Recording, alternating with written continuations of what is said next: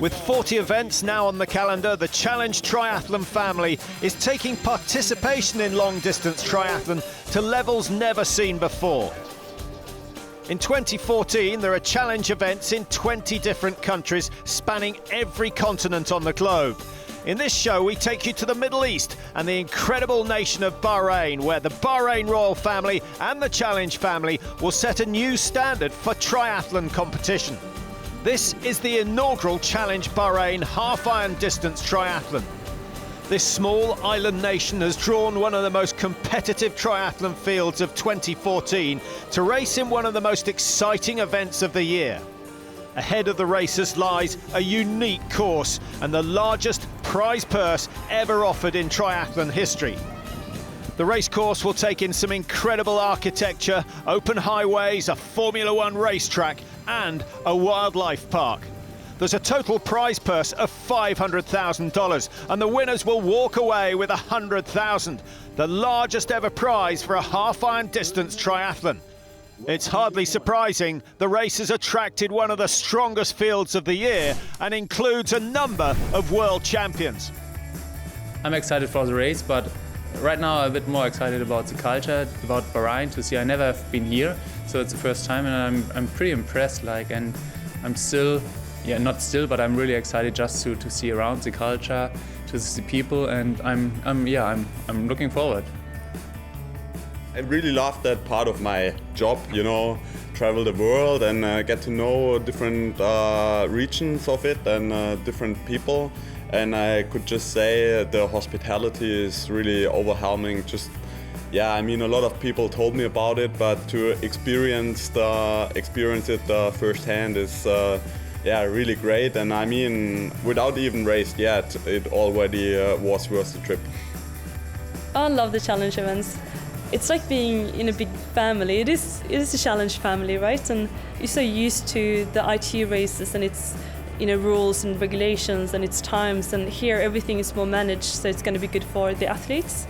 The welcoming to come here to Bahrain has been over anything else I ever experienced. The hotel, the transportation, and that constant offering of help. Can we do anything for you? It's been the best organised race I've ever been to in that kind of prospect. The course looks great. I love that there's a bit of a tailwind on the last section of the bike where, sort of point to point almost. And then, finish on a circuit around the F1 track. And then, the run is going to be great. It's going to be hard. It's going to be really fast. Everyone's going to be flat out, because, 10th pays so well that, everybody's going to be fighting for every second. So it's going to be a really tough, fast run. And through the wilderness park itself as well. It's going to make it scenic, but I don't know that we're going to get much chance to stop and enjoy it. You can't hide in a half Ironman. There's no faking it. If you haven't done the work, if you haven't done the training, then you're not going to win.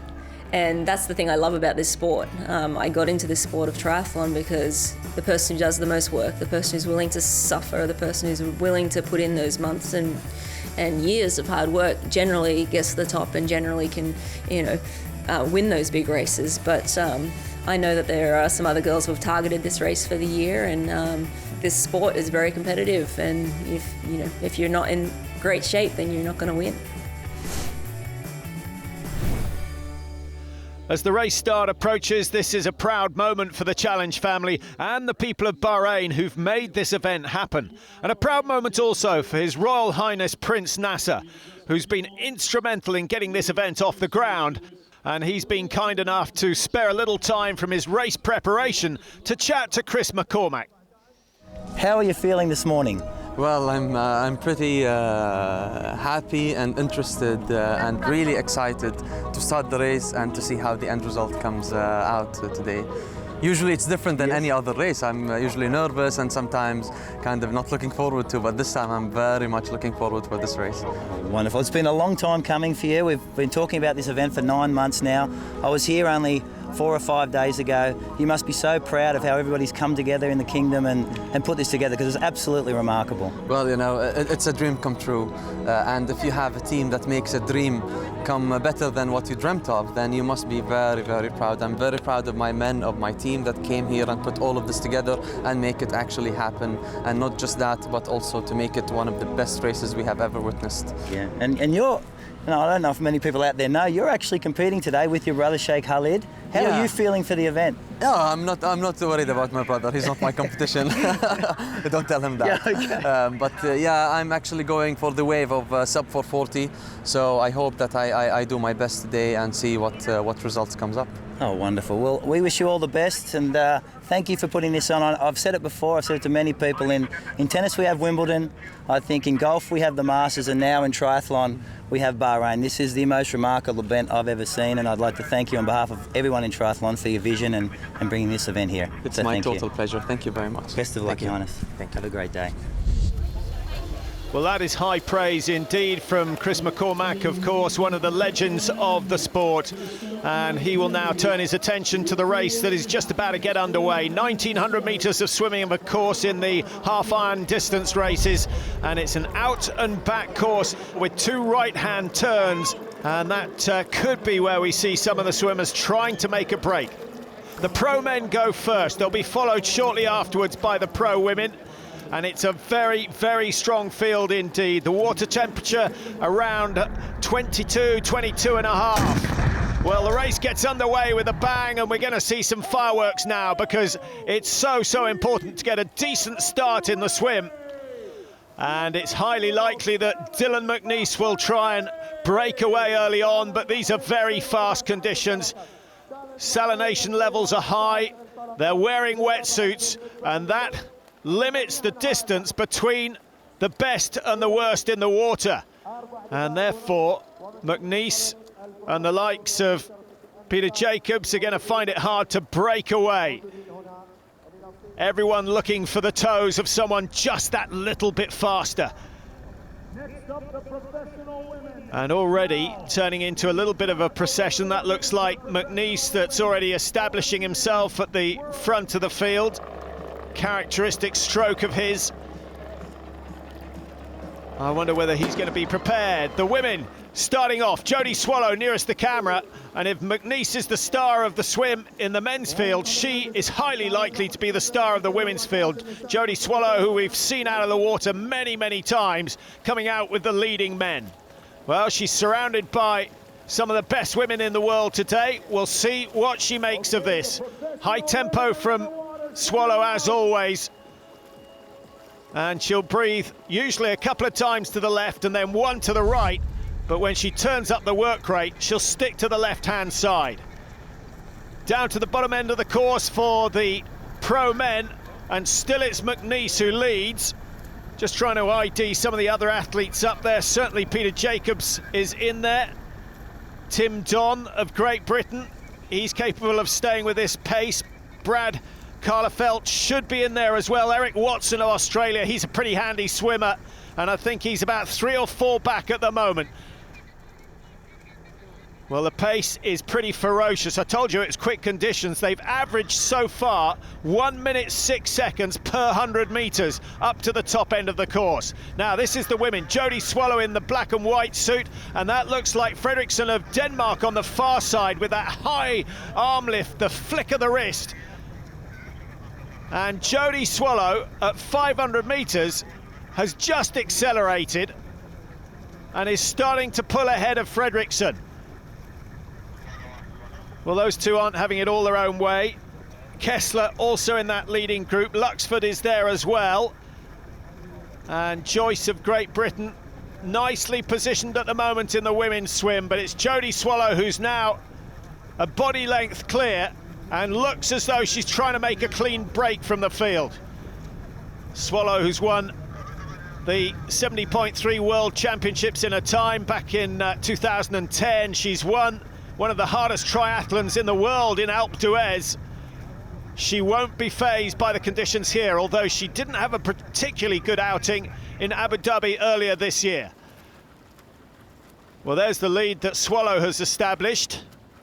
Fredriksson now finds herself on her own on the right-hand side of your picture. And in the leading men, As they round the boys, it's still McNeese. He's done the donkey work all the way. Sometimes you wonder why. But I guess the results justify the means. McNeese, winner in Challenge Wanaka for the last 2 years. It was where my career kind of, was saved and I guess started again at Challenge Wanaka in 2013. So ever since then, I guess I've just stuck to Challenge because I enjoy the atmosphere and we get some great fields. I mean, Challenge Bahrain is probably one of the best fields I've ever assembled at a Challenge event, so it's great to see the quality is increasing in that regard. But hey, also it's just great to be at a new race in Bahrain. It's amazing how the island's kind of just been opened up for the race. They're just taking in all the best spots they can, and it's going to be unique. Riding with that tailwind, which throws another little dynamic in and we're not really used to. So could see some really fast bike splits. But at the same time, it's a fast course, but the course is awesome. It's never a dull moment kind of thing, and the run course looks great as long as no one's attacked by an ostrich or anything. It's going to be a great race. So the leading men coming in towards the end of their swim, and single file, as you can see, always an indication that the pace is being pushed hard at the front, and it is Dylan McNeese who still has that lead, and I think he'll be secretly pleased if he comes up the exit ramp in first position. He's not going to have much of a time advantage, and we've got a group of some 8-9 men in that leading group. We'll be able to ID them as they come out of the water. We know McNeese is leading. Michael Raylert is another of the big stars we're looking out for. He's in that lead group. Peter Jacobs, former winner in Kona, is there as well. Carla Felt looking strong. Tim Don is in there. Eric Watson coming out of the water as well. And into the first transition. It's a huge area. Now, you certainly aren't going to win the race here, but you don't want to lose any time at all. A little bit of fresh water, that will be welcome after that long swim. Incidentally, the leading time, under 22 minutes, 21:16 I have for Raylert. Jacobs at 21:14, so Dylan McNeese must have been around 21:13.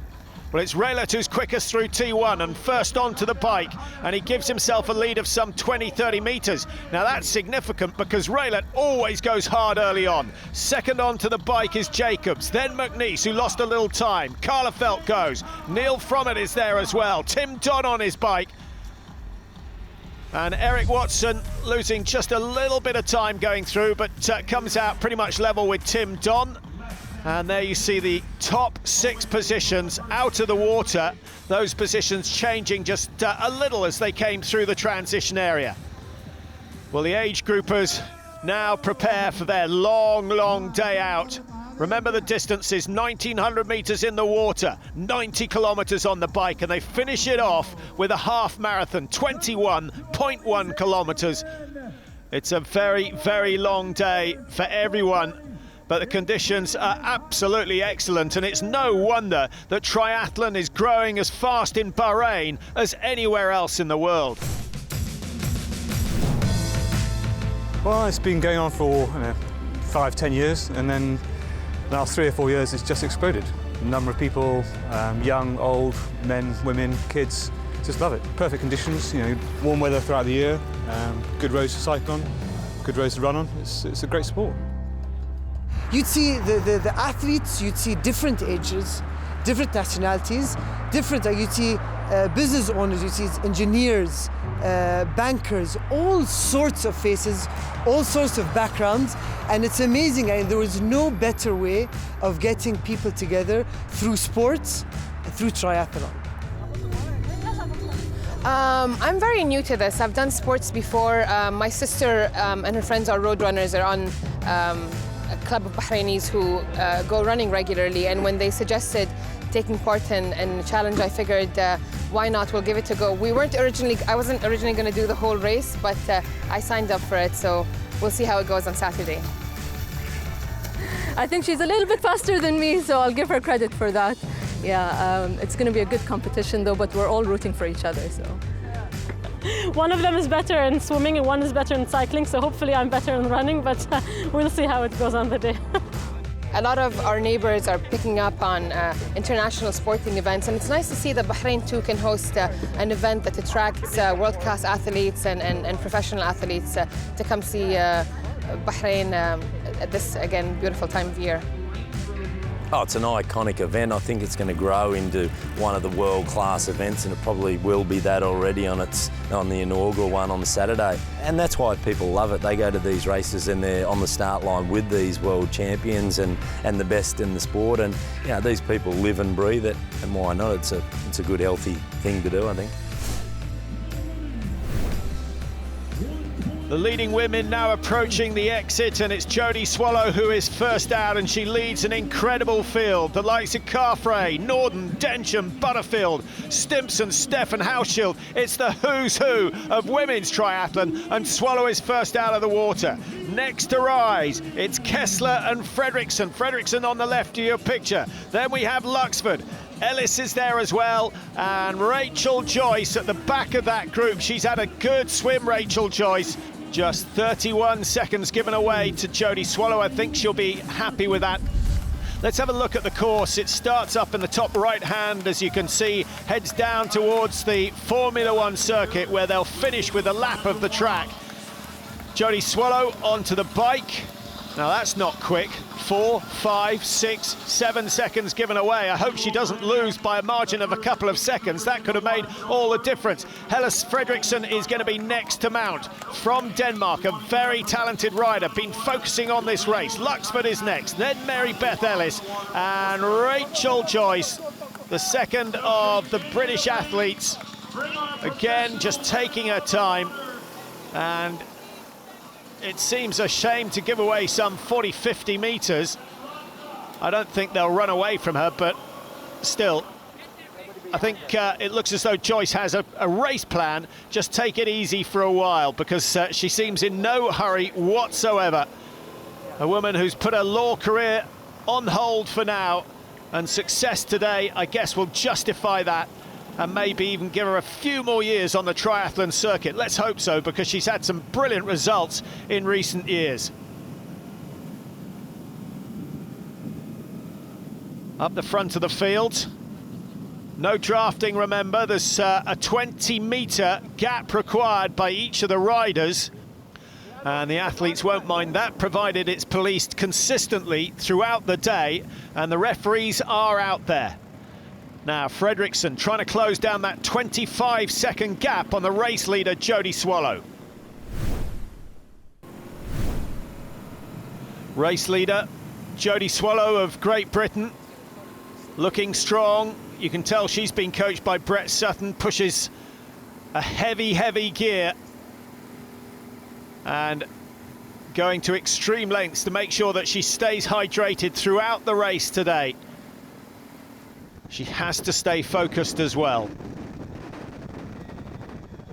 In the men's race, well, this is a familiar figure. You may recognise Sebastian Kienle from Germany, the Kona champion for 2014. And this man is desperate to get a middle distance victory just to round off what's been a brilliant season. My year was pretty close to perfect, probably beside my results on the middle distance races, with the win in Frankfurt, the European Championships, and also in Kona. Of course, it was close to perfect, but it was just close to perfect. To have a perfect year, I think I have to have a good result on the middle distance, which I didn't achieve yet, and so there is another chance on Saturday, and I'll try to take that chance. Because of the field, because of the venue, and because of all the passion the people putting behind the race. We definitely try to put on a good show from the pro side, and of course it would be great to be the star of the show. They've almost reached a third of the distance on the bike ride, with 30 Ks gone of 90, and they're back in Manama City And it's Michael Rellet of Germany who leads the way. He's having a great season. He's had 3 successive victories. He's looking to make it 4, and when you consider he's only freshly come back from a year away from racing due to a knee injury. So he looks on very good form indeed.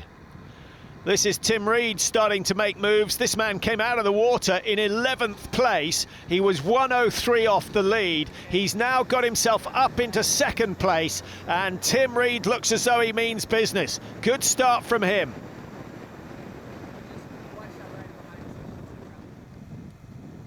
Here's a familiar figure, the power of Andreas Dreitz,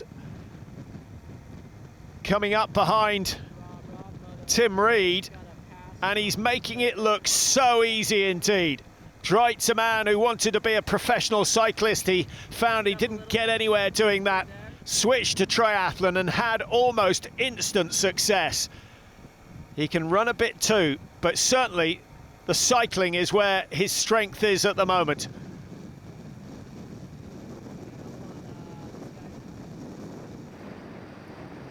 Sebastian Kienle again, the Kona champion for this year. Now he's having a good long look over his left shoulder. Now I think he was looking down at his rear wheel, and he sits up, the brakes are on, and I think he's got a flat. It's certainly not the front wheel, it must be the back wheel, and that's a disaster for Kienle. One of the big names is out. Michael Rellet won't mind too much, but a big disappointment for all the fans here in Bahrain. They thought this man could pull it out the bag, but not now. He's got a puncture and he's out. Jodie Swallow, no such problems at the moment. Head down, still out in front, extending her lead. Now some 40 seconds clear of the nearest woman, having had a lead of 25, 26 seconds coming out of the water. So a great start for Jodie Swallow. She's always aggressive. She has a very, very strong mind. And she's got a strong pair of legs as well, driving herself along at speeds in excess of 40 kilometres an hour. The men have been averaging 45. Fredriksson, nicely balanced Fredriksson. Lots of talk about how good her preparation's been. She spends a lot of time in Lanzarote at Club La Santa with her boyfriend. That's Mary Beth Ellis, the best American over the full iron distance, and coming up on her inside, Rachel Joyce, who has suddenly gone up a gear, up the cadence, and blast past Ellis.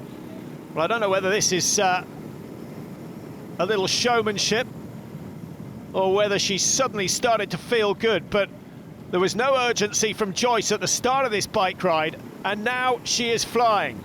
She's gone past Ellis, she's gone past Annabelle Luxford as though she's standing still, and now she's chasing down Fredriksson and Swallow. Well, if she can keep that pace going, she'll be doing well. She's only done just over 20 kilometres. The women, remember, starting a few minutes after the men. Well, there is Fredriksson up ahead, and it's going to be very interesting to see if they let Joyce go. I think this is a bit of a wake-up call for that group of 3 riders that have been going along steadily.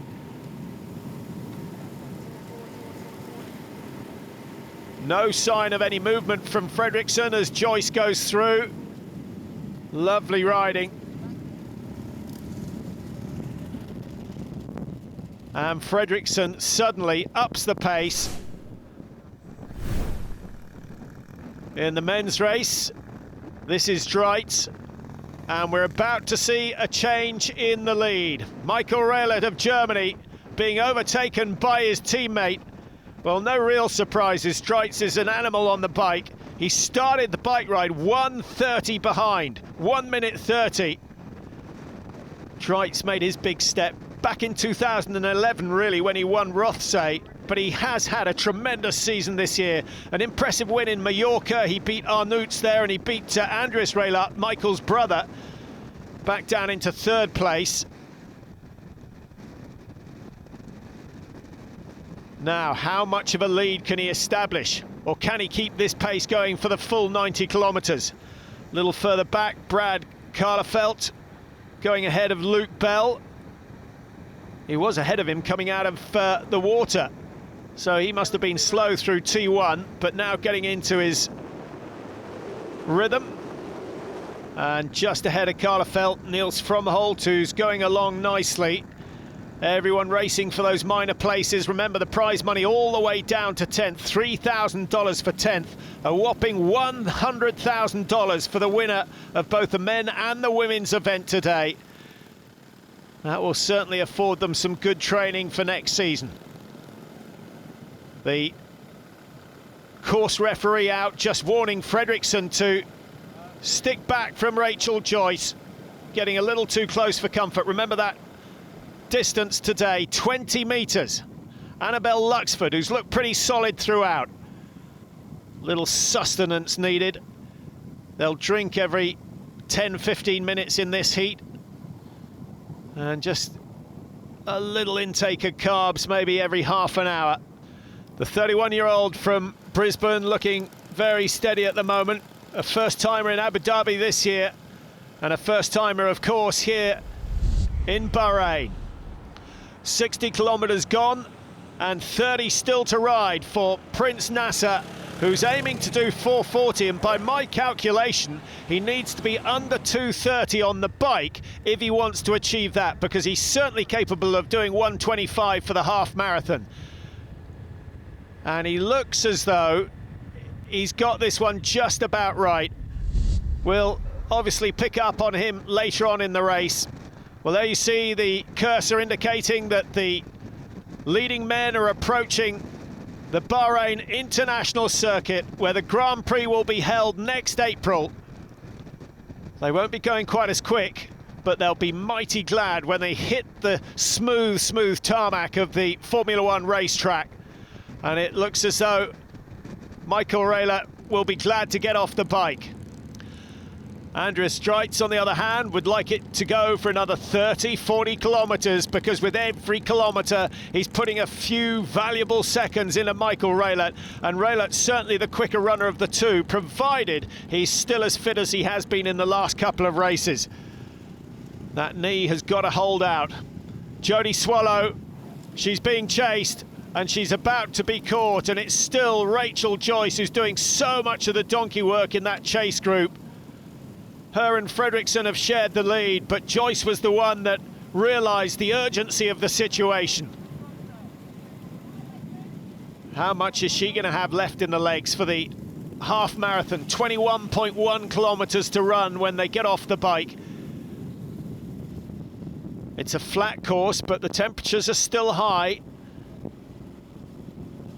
The one saving grace, perhaps the fact that they've designed the course so you're going downwind for the majority of the bike ride, and that's why we've seen such incredible speeds. Looks as though Dreitz is going to record a time under the 2-hour mark for his 90 kilometres. Jodie Swallow, pass, just sits up, takes the opportunity to take on as much fluid as possible as she drops back to that 20-metre mark. Tim Don from Hounslow in Great Britain, he's been doing some high-altitude training out in Boulder, up and down the Boulder Irons, no doubt, and looks in very good shape. 22 years he's been on the circuit. Just ahead of Don is David Plesher of Slovenia, who was 1 minute 30 down on Don at the start of the bike ride, so he's done well. Drawing up alongside Niels Fromholt. And this group's certainly in with a chance of getting top 5 positions, no doubt about that. The officials and the volunteers await in the Formula One circuit. Michael Rehler just entering the racetrack, and he looks as though he's going to be a spent force at the start of the run. I hope he comes to life. This is Tim Reed, who's looked very lively all the way through the race. Great day for him so far. Not only is he an athlete, but he's also a coach. He's one of those thinking athletes, and certainly the running is his favourite discipline. I'm not sure that's the case for Andreas Dreitz of Germany. 250 clear now, Dreitz, of the rest of the field. He's come a long way since he got his first bike at the age of 15. But is 250 enough? We'll have to wait and see. He's a pretty handy runner. He can run around 115, 114 maybe if he's having a good day for the half marathon. Trying to hold off the likes of Tim Reed and Michael Rayler, and of course Tim Don of Great Britain, and Nico Janos not far behind them either. So, a little shaky on the handover, but now he can just think about getting the running shoes on and tackling those 21.1 kilometres. And as the leading men prepare to exit transition 2, the leading women are approaching, and all 4 of them together. Swallow is still there. She's not been dropped by the group. Luxford, Joyce, and of course Denmark's Fredriksen, Helle Fredriksen, who's had a very, very good day so far. Looks strong in the water. That's Luxford at the back of this group. Promising athlete, Luxford. I think we're going to see some great things from her in the future. And now they sample that super smooth tarmac.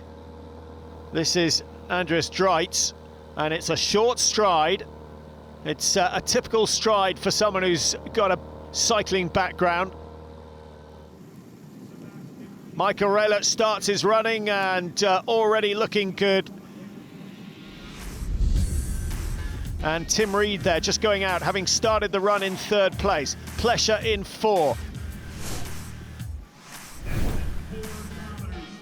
As the leading 4 women hit the red carpet together, and Luxford going from the back to the front. That's a good move. Fredriksen in 2nd place. She's always been well positioned. Jodie Swallow, you can see her running style in 3rd. Big, broad shoulders. She's still got a lot of work to do if she wants to take the win here. And now Rachel Joyce, who was happy to go through T1 at the back of the group, looks to be the same situation for T2. No surprise to see Angela Neath producing the fastest time on the bike. The Canadian, very, very strong indeed, but she came out of the water some 2.5, nearly 3 minutes behind the leaders, so still a little behind that leading group of 4. It's a flat run. It will be fast. There's no doubt about that. The question is, who will be able to survive the distance? A nervous look over his right shoulder from Andreas Dreitz, and I wonder whether that is a sign that he's starting to tire. Tim Reed looks anything but tired. Beautiful style. Can't afford to miss too many drinks. Keep the body temperature down. Well, there's Dylan McNeice, who is the fastest in the water. Looks as though he's got some hip flexor problem, maybe the quads. And at that pace, it's going to take him some time to do the 21k, but he's the sort of personality that will stick at it. And he sees the leading women go through, and Fredriksen and Swallow have broken away from Luxford and Joyce. Is the race going to be between these two? Jodie Swallow will not let go until she has to. The question is it wise to race Fredriksen's race, or should she be going at her own pace? Well, we can only speculate, because she may be perfectly comfortable. But what a situation we have. Fredriksen versus Swallow, Joyce versus Luxford. And remember, the biggest prize of all at stake. Transition 2 in Challenge Bahrain Triathlon. The athletes well over halfway now that the bike ride is completed, and Prince Nasser is having an absolute stormer. He was aiming for 2:30 on the bike. He's 10 minutes quicker at least than that, and should now be able to achieve his target of sub 4:40. We'll track him all the way through. Well, certainly his people are going to be very proud of what he's achieved so far. He's left his brother a long way behind, but that was expected. He trains incredibly hard for this event. Well, the leading runners now at 12 kilometres approaching the wildlife park, and as the athletes were suggesting, they won't really get a chance to look. They need to stay 100% focused on the job in hand, and hopefully they'll take a couple of days off after the race to come and see the sights. Andreas Dreitz, 2-minute 50 lead coming off the bike. It will be significantly less. His stride's about half the length of this man, Michael Rayler. He's having a sensational finish to his season. He came back from a knee injury a year out from racing.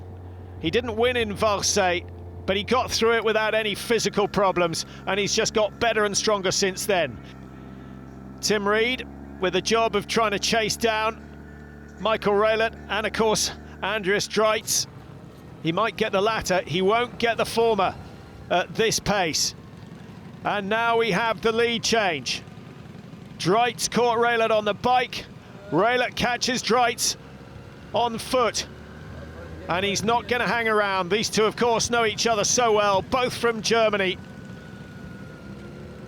And Michael Raelert could be on his way to his 4th victory of the season and his 4th victory out of 5 races since he came back from that knee injury.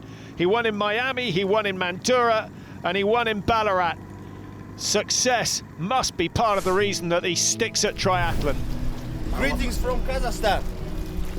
The main positive thing on being a triathlon, it's a big, honestly, it sounds weird, but it's a big family, and I reckon you won't find it in any other sports that professional and age group athletes and rookies standing on the start line, doing the same race, talking to each other, so there's no barrier or there's no levels, and you have not like the stars like going up and wearing sunnies and said, okay, here we go. It's like, no, it's talkable sport, like person to person, and it doesn't matter if you're faster or slower. You do the same race, you stay on the same, or you stand on the same start line, and you do all the same way. You get the highs, the lows, you get everything the same, and so this makes us, I reckon, a family.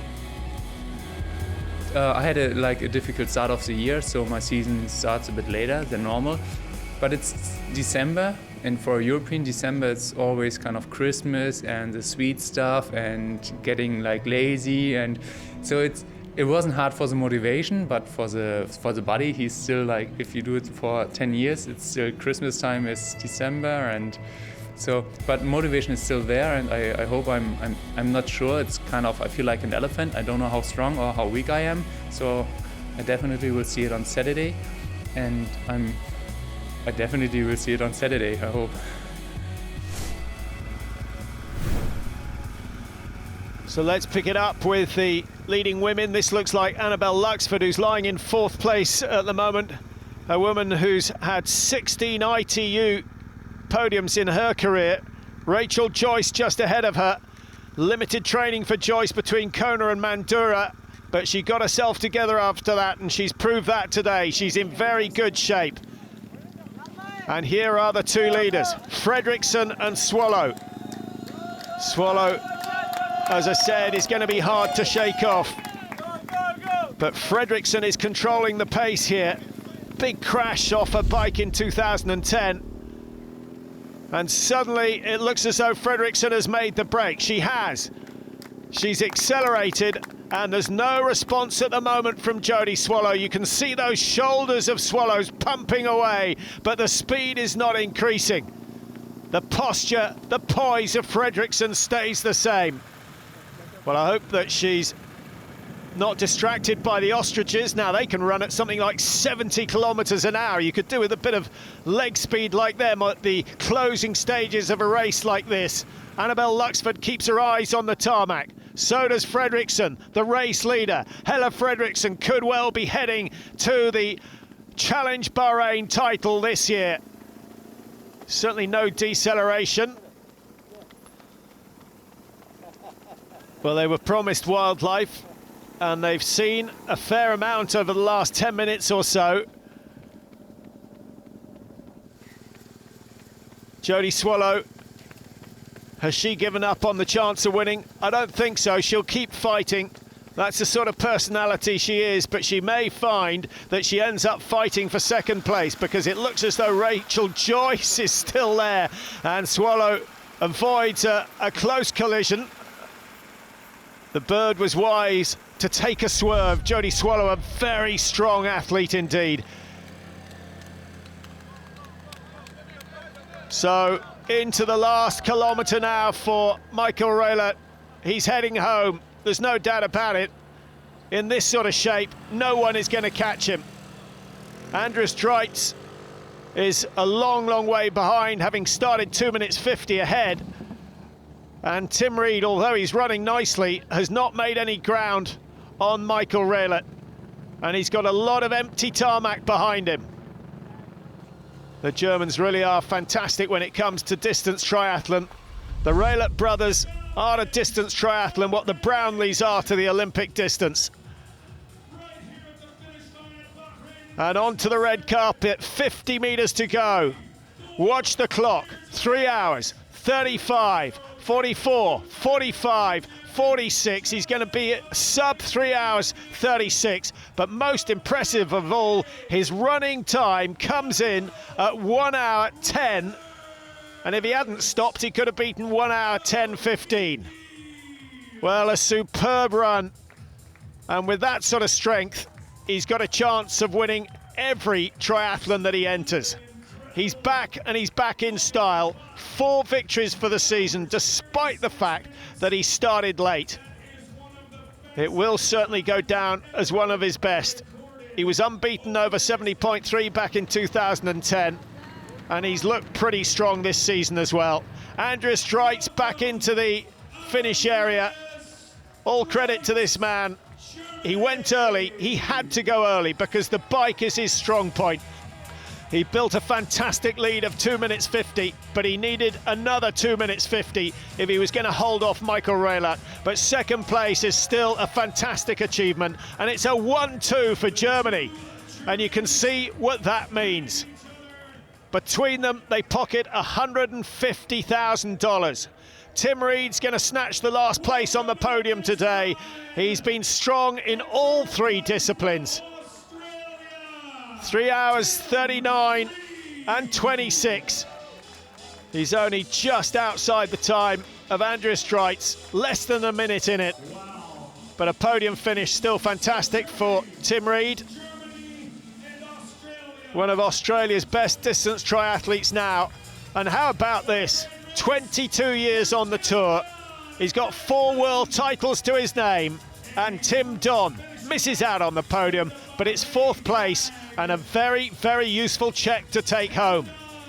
All that training in Colorado was worthwhile.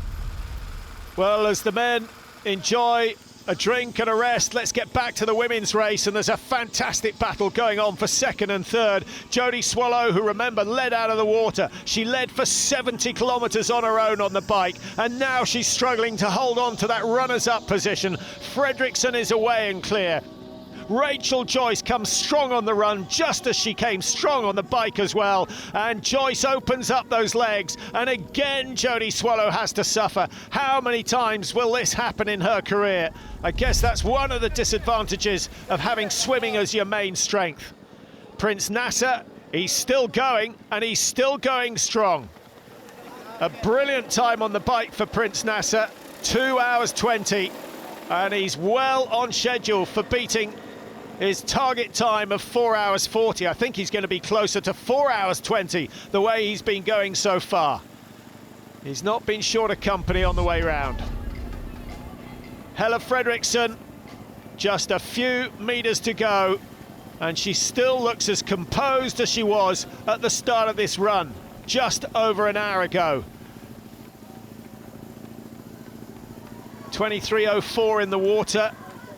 A little bit slower than Jodie Swallow's 22:39, but it was a good bike ride, 2:12:32. And now her running time just over an hour and a quarter. Very, very solid performance indeed. Fredriksson is a world force. She's taken some huge scalps today. It's not every day you beat Miranda Carfrae. It's not every day you beat Jodie Swallow, but she's managed it today, and she is the champion here at Challenge Bahrain. 3 hours 55 and 50, the time for Fredriksson. The clock, of course, started when the men started, and the women were 5 minutes behind. No sign of Rachel Joyce or Jodie Swallow as yet, but it is Rachel Joyce who holds on to that runners-up position. Good pacing, good tactics. You have to feel a little for Jodie Swallow, but what a fantastic effort. What could she have done to change the result? I'm not sure, but she'll sit down and try and work it out tonight. But her result of 3rd, certainly a whole lot better than she had in Abu Dhabi earlier this year, or right at the beginning of this season. So well done to Rachel Joyce, runners-up in the women's event, a time of 3:58.15. 2:20 behind the winning time. So close. Remember the four women starting the run together. Annabelle Luxford has dropped away a little. Jodie Swallow, you can see how much that hurts. She does not like losing. Well, there's confirmation of the top 6 in the women's event. Fredriksson, Joyce and Swallow on the podium. Luxford just missing out. Angela Neath with a bike ride of 2:10, over 2 minutes quicker than anyone else, in 5th place. And in the men's event, Michael adds Challenge Bahrain to the list of titles he's already got this year. Anders Dreitz with a 1:57 bike ride, sensational. And Tim Reed in 3rd place today. What a ride that was. It was just, you felt like you were going 50 kilometres an hour the whole time. You had 4 lanes to play around with, so it was a lot of fun. And then to get onto the run, I had Tim Don behind me, who's one of the best runners in the sport, and so I was just running scared the whole time. Yeah. It didn't feel like racing or not stressful, and now to be here in second or finish in 2nd position and lead the race over a long time, it just feels amazing. It was tough, but the run wasn't really comfortable. It was a fighting run, but the other guys had to fight as well, so I'm quite happy about it. The harder you have to work, the better the feeling when you win. And that's exactly what Fredriksson has done. To put it all together out there, like I haven't done a half distance where it's really come together for me. I've always faded or something like that, but today it was tough, but I did it. Being in December and after Kona, you're always unsure of exactly where your form is, and I knew I'd had some good training, but still you don't know what's going to happen on the day. So I was, delighted to be in the mix and to get 2nd. It's hard. It's really hard. I went out with Hella as well because I was going to try and win it, and she went out like a bat out of hell out of T1, and I just went with her, and it's probably a bit too fast for me at this stage of the season, but you've got to give it a go. In February we have already Challenge Dubai scheduled, but Challenge Family Series is 45 races across the globe, and we have in all of the region amazing venues, amazing races, and it's 360 day a year race across the globe. That's what we are, Challenge Family. So the curtain closes on what's been a watershed event in the sport. Bahrain stakes its claim as a new iconic event and sets a new standard for its course, its field and the size of prize purse. Not content with this achievement, the day ends with the announcement of a new triple crown for triathlon. Dubai, Amman, Bahrain, hosting 3 events and the possibility of a major payday if an athlete can win all 3. I won't be too detailed, but believe me, it is a 7-digit prize purse. Thanks for watching, and if you want any information on the race or the results, go to challengebahrain.com, and we'll see you next year.